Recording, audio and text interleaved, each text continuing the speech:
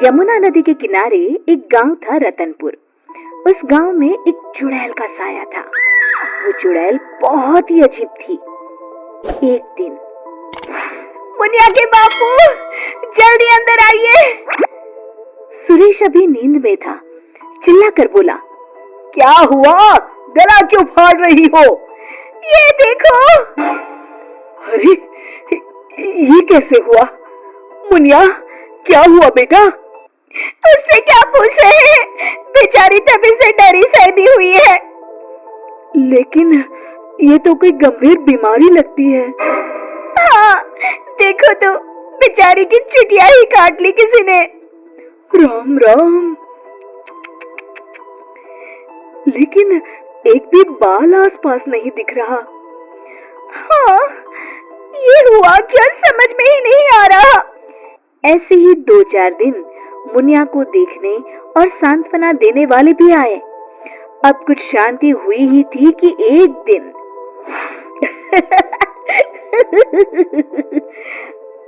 क्या हुआ रामू, तू हंस क्यों रहा है? अरे काका, वो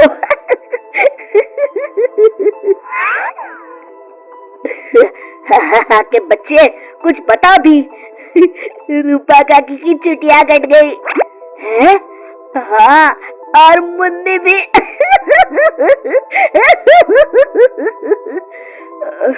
अच्छा, पर काहे? आप भी पूछ लो। चल कर देखता हूँ। क्या हुआ मुन्नी? ये क्या हल्ला मचा हुआ है? तभी मुन्नी बाहर आती है। ये का सुन रहा हूँ? कैसे हुआ सब? अरे का बताएं चच्चा, रात में रोज की तरह खा पी के सोए और सुबह देखे तो अरे राम राम।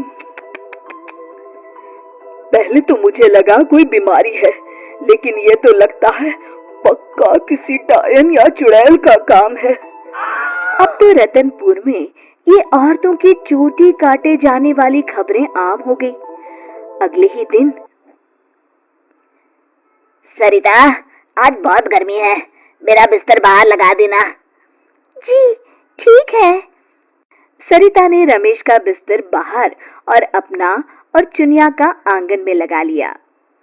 रात में रमेश को प्यास लगती है।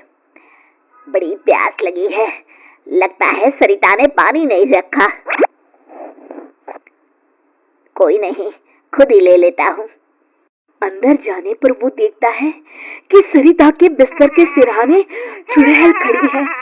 वो एक हाथ से सरिता की चोटी पकड़े हुए है और चाकू से उसकी चोटी काट रही है। वो जोर से चिल्लाया, चुड़ैल, बचाओ, बचाओ, चुड़ैल। सरिता और चुनिया उठ गए। गांव वाले भी फौरन आ गए। देखते हैं, चुड़ैल हाथ में सरिता की चोटी लिए खड़ी है। भीड़ देखकर वो हंसते हुए बोली,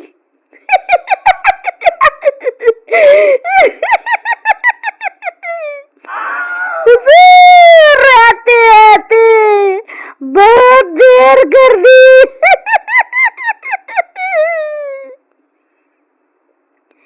सरिता तो डर के मारे बेहोश हो गई, पर बाल तो जा ही चुके थे।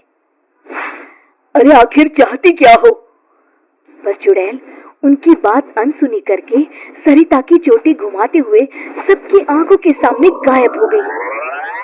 चोटी वाली चुड़ैल की खबर जंगल की आग की तरह पूरे गांव में फैल गई और गांव में बातें चलने लगी। मुनवा, सुना है कल तेरी भाभी की भी चोटी चुड़ैल ले गई। हाँ हाँ, उन्हीं के घर मिलने जा रहा हूँ। वैसे तो ठीक ही रहा, कम से कम अब सर पर पल्लू तो टिकेगा। हाँ, ये बात सही कही आपने। इतना कह के दोनों वहां से चले गए। इसी तरह चुड़ैल का डर सारे गांव में बढ़ता गया और लोग घर छोड़कर वहां से जाने लगे। तभी कुछ गांव के लोग आपस में बात करने लगे, क्यों ना सरपंच जी के पास चले, हाँ, सरपंच जी ने दुनिया देखी है, कोई ना कोई उपाय ढूंढ ही निकालेंगे। हाँ चलो। और सभी गांव वाले सरपंच जी के घर पहुंच गए। समस्या सुनकर सरपंच ने कहा, समस्या तो सच में गंभीर है, मेरी अम्मा की भी है, आपके यहाँ भी? हाँ, अब क्या करें, चुड़ैल पर किसी का वश है क्या? कोई तो उपाय होगा सरपंच जी। इसके लिए किसी ओझा से मिलकर बात करनी होगी। तभी मदन बोलता है, अगर हमें अपने गांव से इस चुड़ैल का साया हटाना है तो हमें उसकी चोटी काटनी पड़ेगी। मेरी नानी ने मुझे बताया था कि हर चुड़ैल की शक्ति उसकी चोटी में होती है।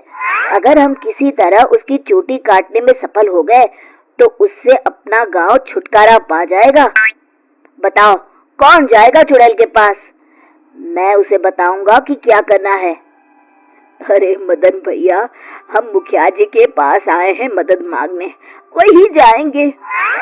अरे ऐसे कैसे? मैं गया तो गांव कौन संभालेगा? इस रामू को भेज देते हैं। अरे ओ मुखिया, पगला गया है क्या? भरी जवानी में मौत के मुंह में चला जाऊं? तुम सब छोड़ो, मैं चला जाऊंगा। देखो, वो चुड़ैल अपना काम तभी करती है जब कोई सो रहा हो। आज तक कोई जगा हुआ इंसान उसका शिकार नहीं हुआ है ना? हाँ, सो तो है। तो आज रात सभी को जागते रहना है, सिर्फ मैं सोने का नाटक करूंगा। हाँ हाँ ठीक है। फिर मदन नकली चोटी लगाकर और साड़ी पहनकर पंचायत के चबूतरे पर ही सो गया।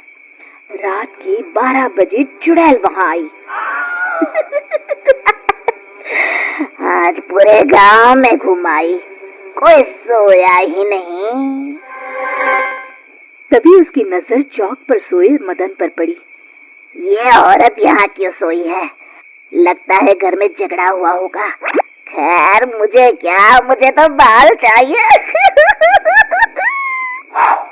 चुड़ैल ने चोटी काटने के लिए जैसे ही चोटी पकड़ी, वो निकलकर उसके हाथ में आ गई।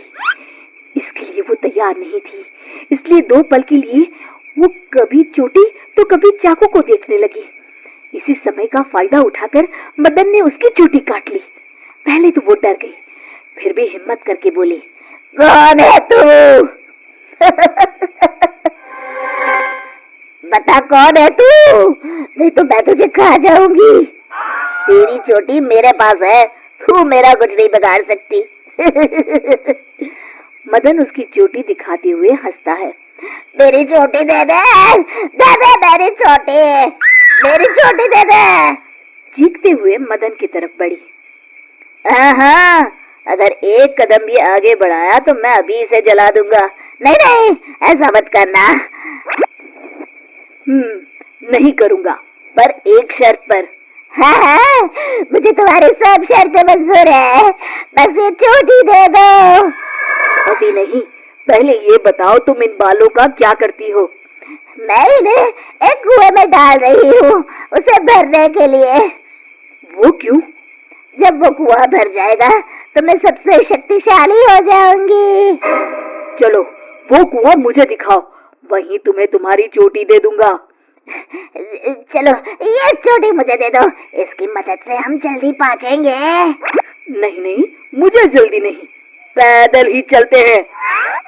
वो मदन को लेकर चलने लगी और गांव वाले भी जलती हुई मशालें लेकर उसके पीछे पीछे आ गए। सब उसकी गुफा तक पहुंच गए, जहां कुएं के अंदर उसने बाल जमा कर रखे थे। आधा कुआं तो भर गया है। देखो, दिखा दिया ना, अब जल्दी से मेरी चोटी दे दो। हाँ हाँ क्यों नहीं, ये लो। कहते हुए मदन ने उसकी चोटी भी कुएं में फेंक दी। अरे बेवकूफ, ये क्या किया? अब मैं इतने बालों में से अपनी चोटी कैसे ढूंढूंगी? वो देखो, बीच में पड़ी है। चुड़ैल कुएं में जाकर अपनी चोटी ढूंढने लगी। उसके कुएं में उतरते ही गांव वालों ने अपनी अपनी मशालें कुएं में फेंक दी। वो धू धू करके जलने लगा। अरे बचाओ रे कोई, मैं सबके बाल वापस कर दूंगी, बचाओ। साथ ही वो चुड़ैल भी जलकर भस्म हो गई।